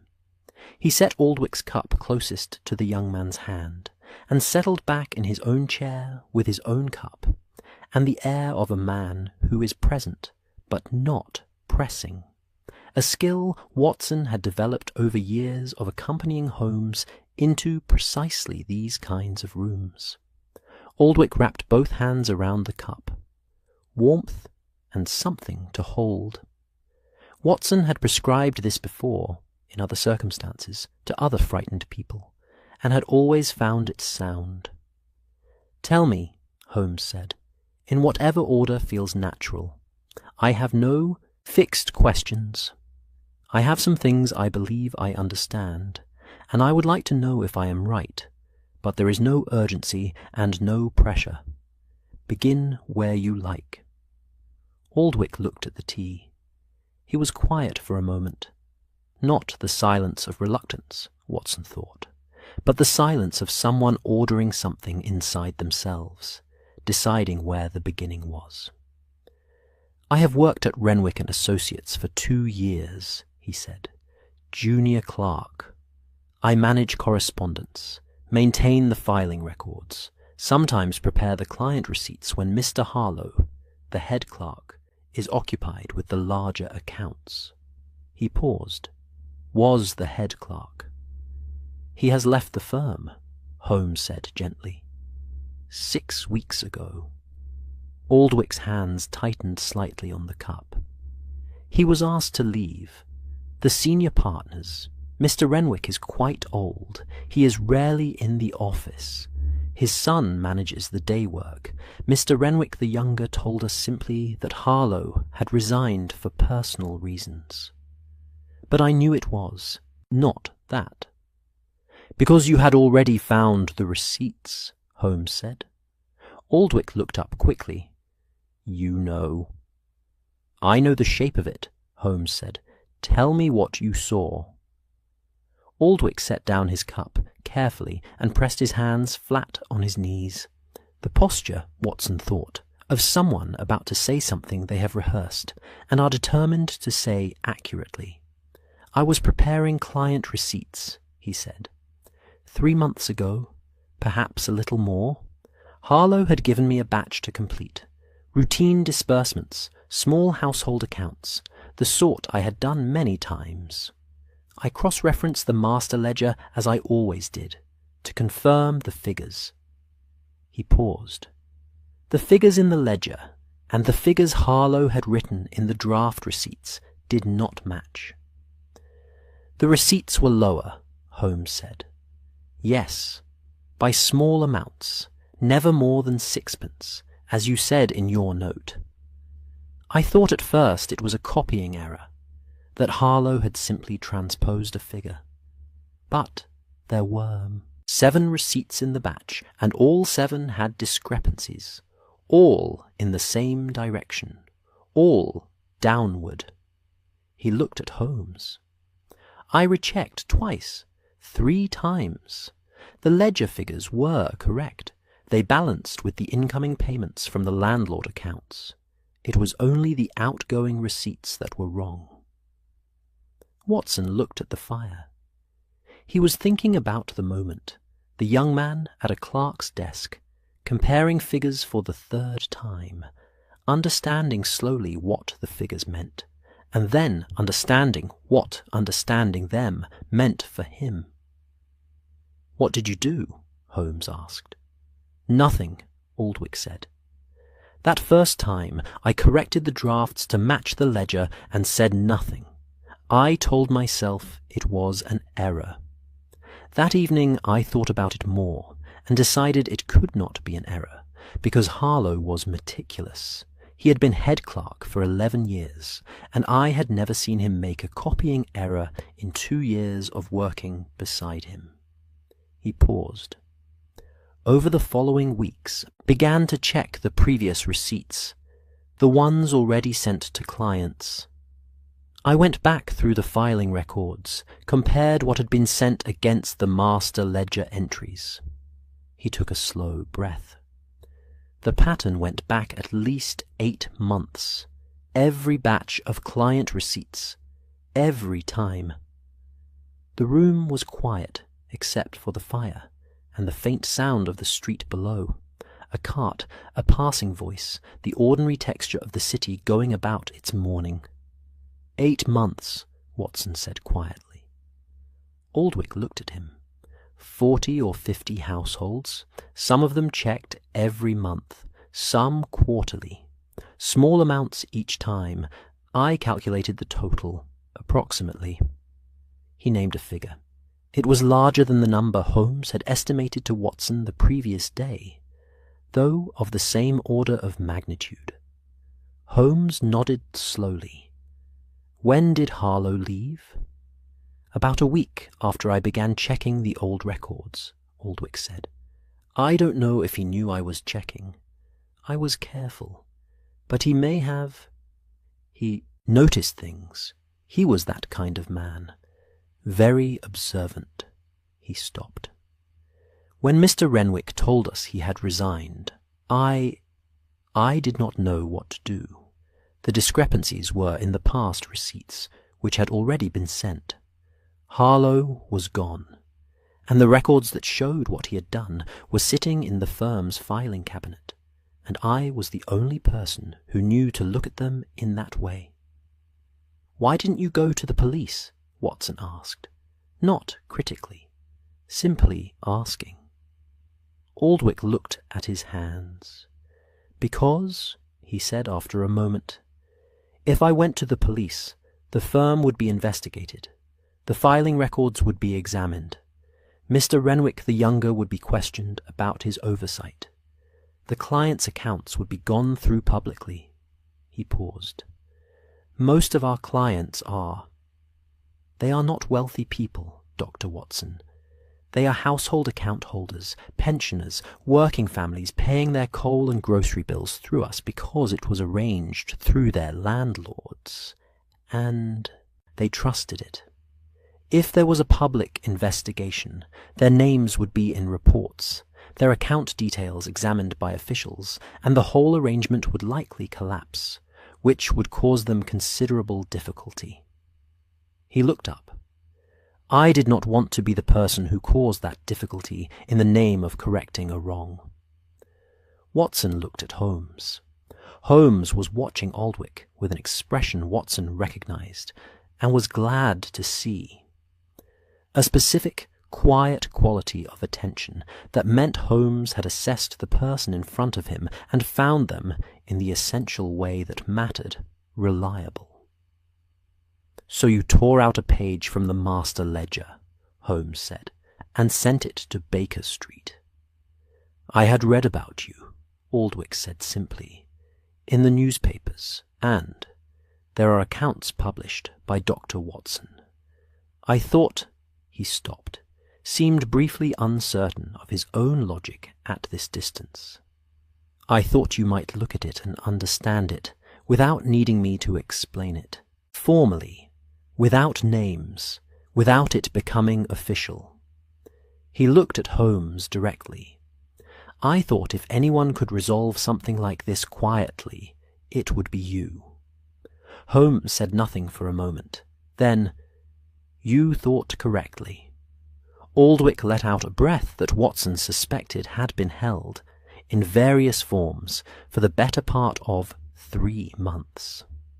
Holmes leaned forward slightly. "I want to tell you what I intend to do, and I want you to tell me if any part of it troubles you. You have as much say in this as I do, more, in some respects, because you are the person who carried it." Aldwych nodded. "Harlow will not be prosecuted publicly," Holmes said. "The evidence exists, the ledger, the receipts, the pattern you identified. But a public prosecution serves the newspapers more than it serves the people he took from. Instead, I intend to approach Mr. Renwick the younger with a proposition. The firm will make good every discrepancy, to every client, presented as a corrective. Audit. The total is not ruinous for a counting house of their standing. In exchange, the matter does not become a police case." Holmes paused. "Renwick the younger has every incentive to agree, since the alternative is a public examination of his oversight, which was, at the very least, insufficient." Aldwych was listening with complete attention. "And Harlow?" "Harlow is already gone," Holmes said. "His name will not appear in any document I produce. That is not leniency toward him. It is protection for the clients, whose accounts would otherwise become exhibits." He held Aldwich's gaze. "Your name also will not appear." Aldwych was quiet.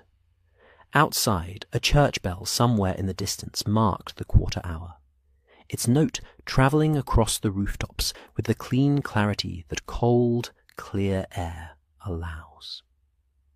"The people who lost money," Aldwych said carefully, "they will actually receive it back."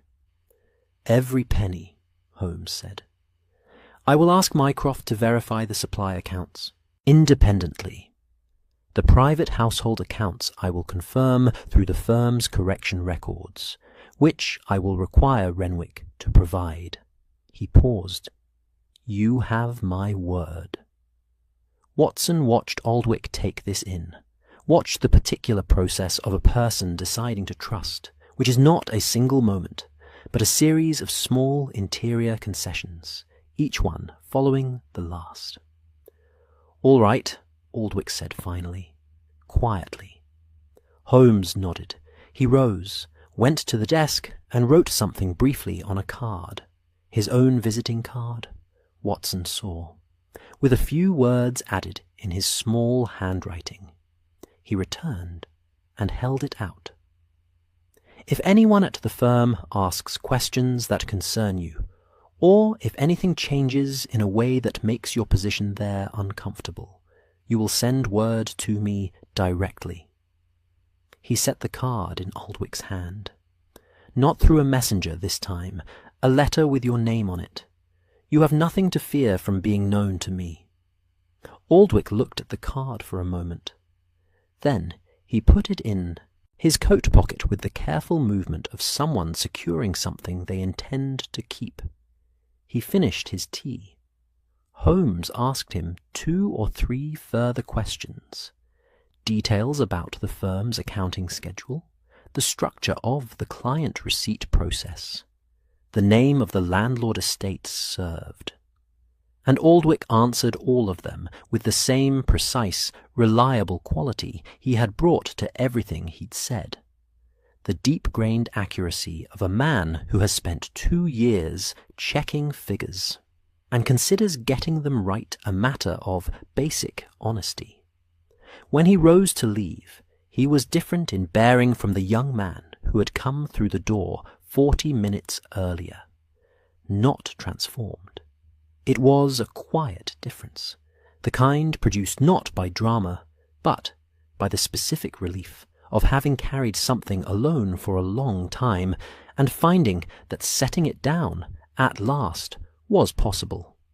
Mrs. Hudson saw him out with her customary composure, and the street door closed, and Baker Street resumed its ordinary morning sounds. Watson looked at Holmes. Holmes was at the desk, the documents arranged before him, already writing. He was telling the truth throughout, Watson said. Every word, Holmes said, without looking up, and you'll do what you said. Return every penny. Every penny, Holmes confirmed. It is, in the end, a simple accounting problem. He paused, pen in hand. The arithmetic was Harlow's doing. The correction is simply arithmetic in the other direction. Watson looked at the fire, steady, warm, the coals burning cleanly in the bright cold morning. 40 or 50 households, small amounts, people who counted their shillings and trusted the receipts they were sent. Every penny. He picked up his tea, which had gone slightly cool, and drank it anyway. Holmes paid a visit to Renwick and Associates on a Thursday morning. Watson did not accompany him. This was a deliberate arrangement. Holmes had said, the previous evening, that the conversation with Renwick's younger would go most smoothly with one person in the room, since 2 suggested official proceedings, and 1 suggested a private understanding. And a private understanding was precisely what was required. Watson had agreed, had read his novel by the fire for 2 hours, had drunk 3 cups of tea, and had found himself, by the time Holmes returned at 11:30, in a state of moderate domestic contentment that he felt no need to justify. Holmes came in with the cold air of the street still on his coat, and the expression of a man who has conducted a negotiation, and found it less difficult than the other party had initially wished to make it. "Well?" said Watson. Holmes unwound his scarf. "Renwick is a practical man," he said. "Beneath the initial alarm, which was considerable but brief, he is a practical man. He understood the situation within approximately 4 minutes. The remaining 20 minutes were devoted to the mechanics of the correction." He hung his coat. "He will issue corrective payments to all affected clients within the fortnight, attributed to a routine audit discrepancy. The letters will be courteous, the amounts exact, and the explanation will be the minimum required to satisfy without alarming." And he agreed to Mycroft's supply accounts. He had rather less choice about those. Holmes sat down. "Mycroft's department will receive a formal correction through the standard supply account channel. Mycroft has already indicated this is satisfactory." He accepted the tea Watson had ready for him with the straightforward appreciation of a man who has been out in the cold and is now in.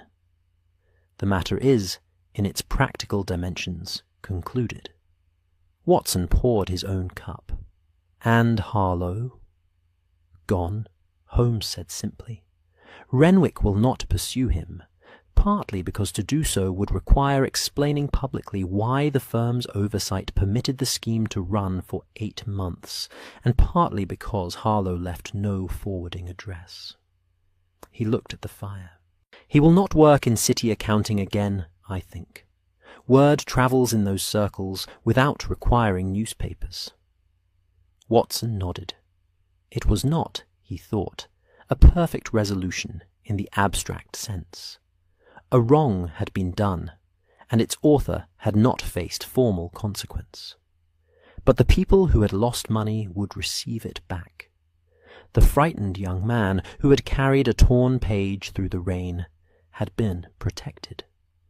The households in Clerkenwell and Euston would receive their corrective letters, and perhaps wonder briefly at the audit's diligence before filing the letters away and thinking no more about it.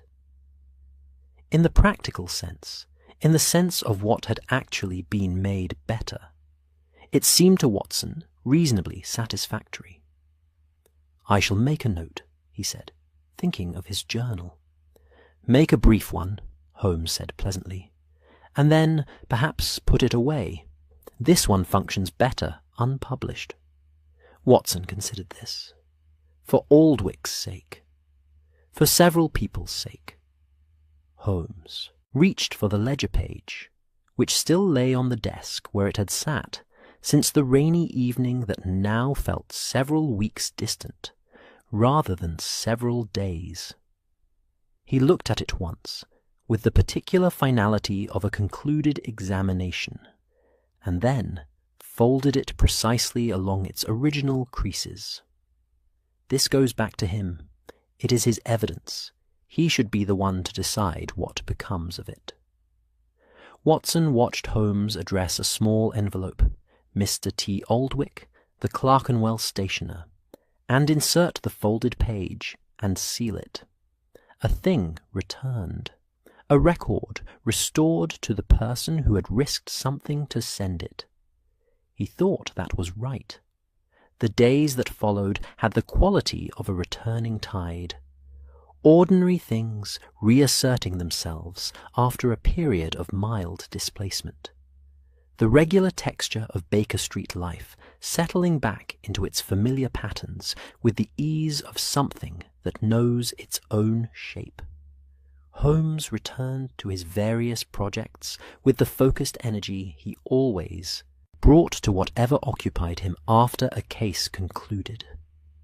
There was a paper on ash types he had been constructing for months, and a correspondence with a colleague in Vienna about a matter of chemical analysis, and the perennial question of his filing system, which Watson privately believed Holmes kept in a state of deliberate productive disorder, rather than ever allowing it to reach the resolution it theoretically approached. Watson returned to his practice, which had accumulated several days of correspondence requiring attention, and to his writing, and to the comfortable rhythms of a life that was, he had long since concluded, a remarkably good one.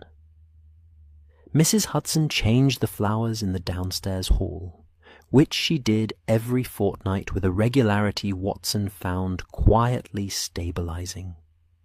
The coalman came on Friday. The butcher sent an excellent joint on Saturday morning. Small, domestic, reliable things. On the following Wednesday, a short note arrived for Holmes from Renwick Associates, confirming that the corrective letters had been dispatched to all affected client households. Holmes read it, set it aside, and returned to his paper on ash without comment. On Thursday, a brief note from Mycroft, 2 sentences, confirming the supply account correction had been received and processed. Holmes read this one with rather more amusement, because Mycroft had described the entire matter as tidied, which was, Watson agreed, a very Mycroft word, for a thing that had required rather more than tidying.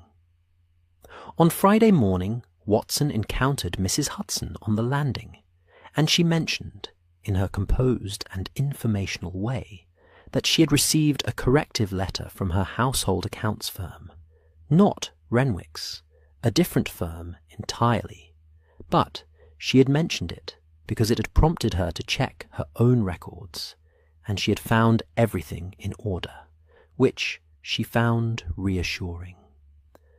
Watson thought about 40 or 50 households receiving their letters across the fortnight. He thought about Mr. Fenn, the retired mathematics teacher, opening an envelope and finding his arithmetic confirmed, and his shilling and fourpence returned, and feeling the quiet, specific satisfaction of a man whose parallel records have been vindicated. He thought about Miss Holt's neighbour, who had never known the receipts were wrong, receiving a correction for an error she had not detected, and feeling perhaps only mild puzzlement, which was perfectly fine. He thought these things, and then went downstairs for breakfast and said none of them aloud, which seemed appropriate. The rain returned on Friday evening, not the relentless, committed rain of the preceding week, something gentler. A soft, steady fall that began around 5 o'clock and settled in with the quiet permanence of rain that intends to last the night without making a production of it. It came against the Baker Street windows in the familiar rhythm that Watson had come to think of over his years at 221B as one of the more reliable sounds of home, the particular percussion of this specific window glass, this specific street, at this specific time of day. Holmes noticed it too. He looked up from his papers, turned his head slightly toward the window, and then returned to his papers. A brief acknowledgment, the way one nods to a neighbour. Mrs. Hudson brought the tea tray at 5:30. It was, Watson noted with private appreciation, a particularly good tray. The pot was the large one. There was a plate of plain biscuits, and also a small dish of something Mrs. Hudson had made, a sort of shortbread, buttery and faintly sugared at the edge, the kind that appeared occasionally without announcement, and always at the right moment. There were 2 cups, and the coal cosy was freshened, and the lamp on the desk had been turned to its comfortable evening level. "Thank you, Mrs. Hudson," Watson said.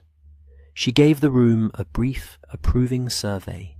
Fire burning well, desk moderately tidy by its own standards, both occupants present and not engaged in anything she would need to manage, and withdrew with the quiet satisfaction of a woman whose house is in reasonable order. Watson poured. He brought Holmes's cup to the desk and set it where Holmes would find it without looking, which was a placement Watson had calibrated over years to an accuracy that still occasionally surprised him. Holmes picked it up without looking.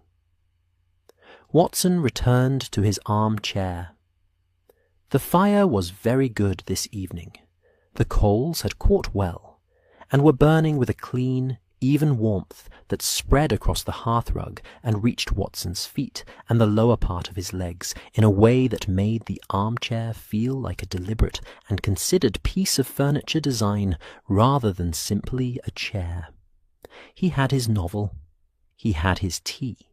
He had the rain at the window and the fire at his feet, and Holmes at the desk doing something that generated occasional small sounds of turning pages, and the occasional precise scratch of a pen.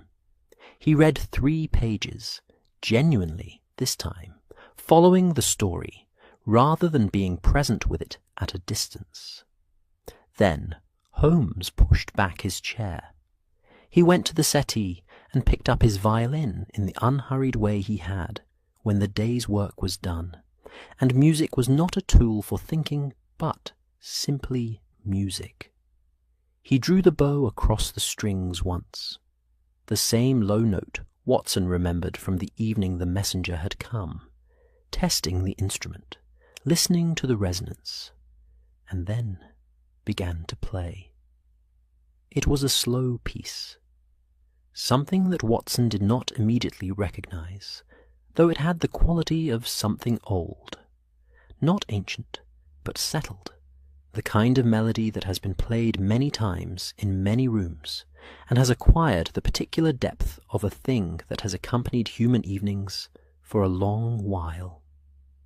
It moved without urgency, rising and falling with a patience that matched the rain and the fire and the quiet street outside. Watson set down his novel, not because the music demanded attention. It didn't. It invited it, which is a different thing entirely.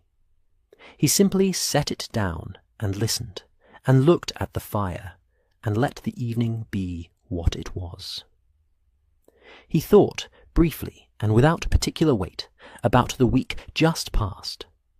The torn ledger page arriving on a rainy Monday evening, the papers accumulating on Holmes's desk, each one a small thread that had turned out to belong to the same cloth.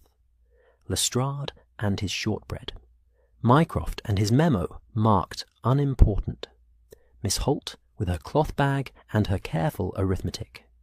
Mr. Fenn with his 31 years of parallel records. Aldwych at the door with his hat in both hands, frightened and determined and right. All of it resolved, quietly, without newspapers or courts or anyone publicly shamed. The money returned, the record corrected, the ledger, in its way, balanced. Watson found he was, in the specific and unpretentious way of a man sitting by his own fire on a Friday evening, content. Holmes played on, the slow melody finding its way through the room with the ease of something at home here, winding through the lamplight and the coal smoke and the sound of the rain. It was the kind of playing that asked nothing of the listener except to be present, which Watson was. Outside, London went about its evening. The cabs moved through the wet streets with their lamps trailing orange in the puddles. The shop fronts along Baker Street sent their warm light out onto the wet pavement in bright rectangles. Somewhere nearby, a church bell marked the hour in the clean, carrying way of bells in cold air, 6 notes, resonant, fading at their own pace. Mrs. Hudson's footsteps moved through the house below in their even, unhurried pattern. The kettle, perhaps. A cupboard closed, the domestic machinery of 221B proceeding with its reliable, reassuring efficiency. Watson thought about writing something in his journal. Not the case, which Holmes was right to leave unpublished, but something else. Some note about the week, about the quality of certain evenings, about what it meant that a young clerk in a dark coat had walked through the rain to a stranger's door with a torn piece of paper and a considerable act of faith, and had found that the faith was warranted. He thought about this, and then decided the journal could wait. The evening didn't need recording to be real. Holmes reached the end of the melody and let the last note stand for a long moment in the room before he lifted the bow. The note decayed slowly, dispersing into the warm air, becoming part of the general quiet. Then he lowered the violin to his knee and looked at Watson with the calm, settled expression of a man who is precisely where he intends to be. "More tea?" Watson said. "Please," said Holmes. Watson got up, moved to the tray, poured 2 fresh cups with the easy familiarity of a man who has performed this action several thousand times, and finds it still entirely satisfactory. He brought Holmes's cup. Holmes accepted it. Watson returned to his armchair. The fire burned. The rain fell. Baker Street was quiet outside its own windows, keeping its secrets and its soot and its 10,000 small stories with the patient, affectionate indifference of a city that has been keeping secrets since before anyone living could remember. The torn ledger page was gone, returned to the person who had sent it. Its figures finally balanced, its smeared stamp no longer needing to be read. The case, such as it was closed. Watson picked up his novel, found his page, began to read. And above the wet rooftops of London, the rain fell on, gentle, persistent, entirely at home.